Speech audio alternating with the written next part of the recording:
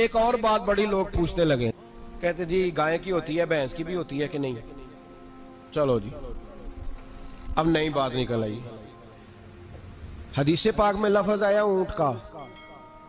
नबी पाक ने फरमाया बकरा 1 साल का, गाय 2 साल की, ऊंट 5 साल का। हदीस में लफ्ज आ गया ऊंट का।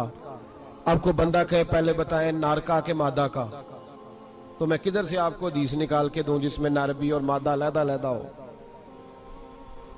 हदीस पाक में जिक्र आ गया दुम्बे का, मेंढे का। अब बाकी जो सारे जाग रहे हैं ना, अब गौर फरमाएं, बाकी एक बकरा है, एक चतरा है, एक दुम्बा है, एक देसी बकरा है, एक पहाड़ी बकरा है, तो लहदा लफ्ज कहां से निकाल के दिए जाए? ये सारी अनवा हैं, अकसाम हैं, नौ हैं।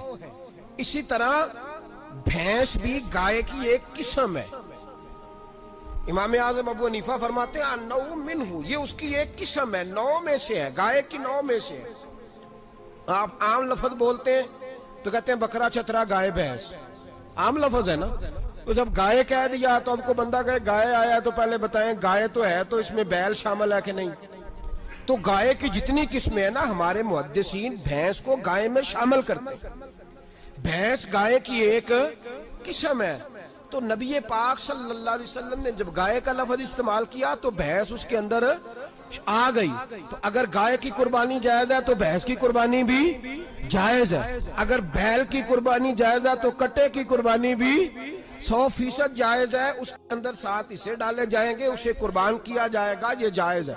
अगर आप सही लफ्ज निकाल के दिखाने को कहेंगे तो फिर तो बड़ी चीजों में लोग उलझ जाएंगे।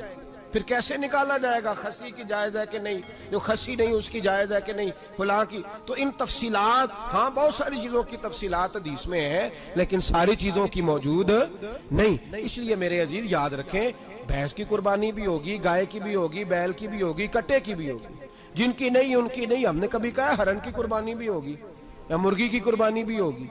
तो हदीस मुबारका के अंदर जो चीजें मौजूद है उनकी जितनी इकसाम है उन सब की कुर्बानी करना हाँ जायज है। और मेरे नबी पाक सल्लल्लाहु अलैहि वसल्लम ने फरमाया जानवर खूबसूरत हो, लंगड़ा ना हो, काना ना हो, जख्मी ना हो, खूबसूरत जानवर लाओ, उसको ला के ज़िबा करो।